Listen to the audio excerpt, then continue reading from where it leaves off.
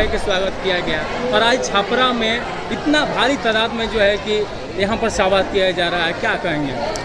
छपरा में तो हमारी पार्टी पहले से बहुत कमज़ोर थी, लेकिन आज जितनी बड़ी संख्या में लोग यहाँ न्याय सम्मेलन में भाग लिए हैं, इससे लगता है कि छपरा भी नए सिरे से फिर एक बार भाकपा माले के नेतृत्व में आगे बढ़ रहा है। और पूरे बिहार में हम लोग देख रहे हैं कि जहाँ भी यात्रा जा रही है व्यापक जन समर्थन प्राप्त हो रहा है। सारण जोन की जो यात्रा कटिया से शुरू हुई थी गोपालगंज ज़िले के, और दर्जनों चौक चट्टियों बाज़ारों पर सभाएं हुई, लोगों ने स्वागत किया। सभी जगहों पर जनता का जो व्यापक जन समर्थन था, यह बता रहा था कि बिहार में बदलाव के दिशा में जनता आगे बढ़ रही है। उसी बदलाव का ये संकेत है। और हम लोगों ने 5-6 मुद्दे को उठाया है। एक तो पहले कि बिहार में बाढ़ से अस्थायी निदान की ज़रूरत है, सुखाड़ से अस्थायी निदान की ज़रूरत है, गरीबों के घरों में स्मार्ट मीटर ज़बरदस्ती लगाने के कार्रवाई पर रोक लगाने की बात है।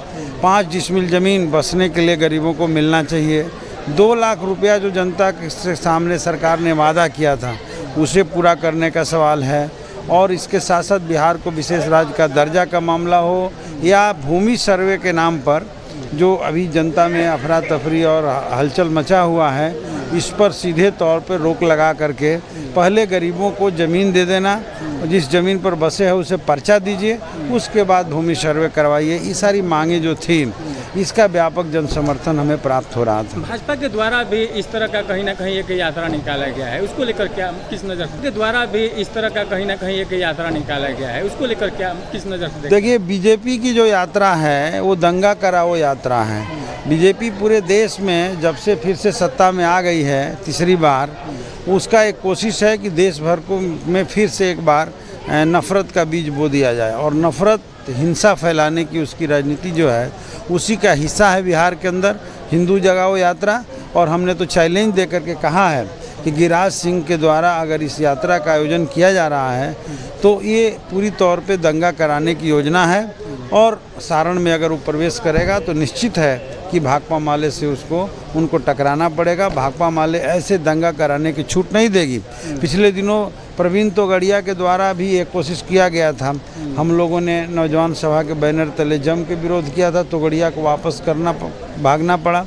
और इसी तरीके से अगर सारण में दंगा कराने की योजना ली जाएगी तो भाकपा माले उसे वापस कराने के लिए लड़ाई लड़ेगी। छपरा सिवान में अगर देखा जाए तो फिर से एक बार शराब से लगातार जो है कि मौत हो रहा है, हाहाकार मचा हुआ है।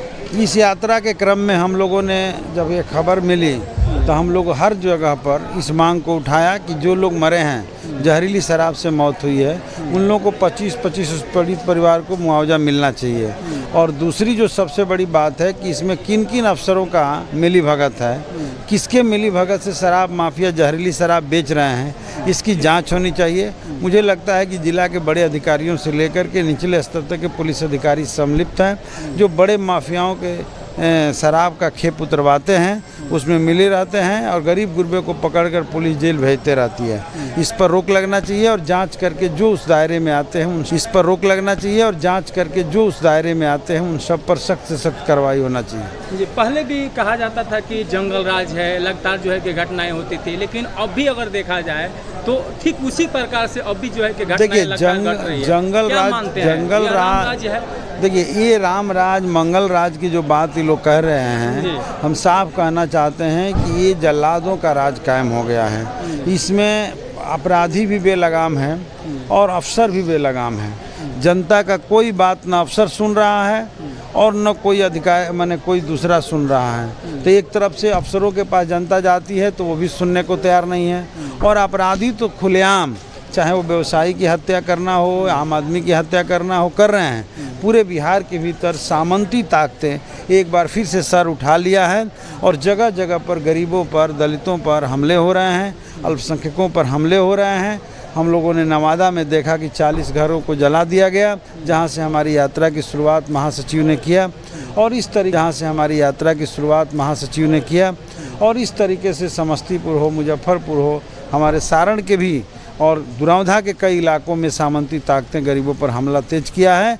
इसलिए संपूर्ण मुद्दों को उठाते हुए हम लोगों ने बिहार के जनता से अपील किया है कि अब बिहार में ऐसी सरकार की ज़रूरत नहीं है जो बिहार की जनता को न्याय देने में विफल रही है। अब आप ऐसी सरकार को बनाइए जो आपको न्याय दे सके, और वो संभव है तो महागठबंधन से, वो संभव है तो लाल झंडा के ताकत से। अभी उपचुनाव होना है, कितना असर पड़ेगा? देखिए, क्योंकि उपचुनाव भाजपा लगातार जो है कि प्रदर्शन कर रही है। उपचुनाव में महागठबंधन जहां भी खड़ा है, इस बार उसके प्रति जनता का व्यापक रुझान है, और मुझे पूरा भरोसा है कि महागठबंधन को बिहार की जनता फिर से जिताने जहां पर महागठबंधन का सीट था वहां जिताएगी ही जिताएगी, और अन्य जगहों पर भी जहां पर भाकपा माले महागठबंधन लड़ रहा है जीत होगा।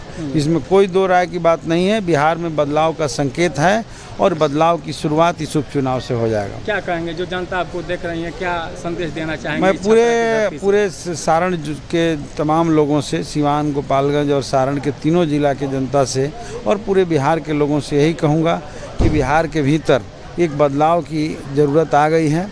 आप लोग बदलने की दिशा में आगे बढ़ें, लाल झंडा के ताकत को मजबूत करें। अगर आप चाहते हैं कि आपके घरों में जबरन खून चूसक स्मार्ट मीटर न लगे, अगर आप चाहते हैं कि बाढ़ सुखाड़ से बिहार को राहत मिल सके, अगर आप चाहते हैं कि बिहार में गरीबों को 5 डिसमिल ज़मीन मिले, आप चाहते हैं कि बिहार में सर्वे से पहले गरीबों को पर्चा मिले, अगर आप चाहते हैं कि बिहार में तमाम लोगों परिवार को 94,33,312 परिवार जिनकी आमदनी 6,000 प्रति माह से कम है, उन लोगों को 2-2 लाख रुपए मिले, तो इन तमाम बिहार को विशेष राज्य का दर्जा मिले, तो इन तमाम मुद्दों पर भाकपा माले ने संघर्ष शुरू किया है। हमारा साथ दीजिए और आने वाले समय में बिहार को बदल करके न्यायपूर्ण व्यवस्था कायम कीजिए। चलिए, धन्यवाद। धन्यवाद।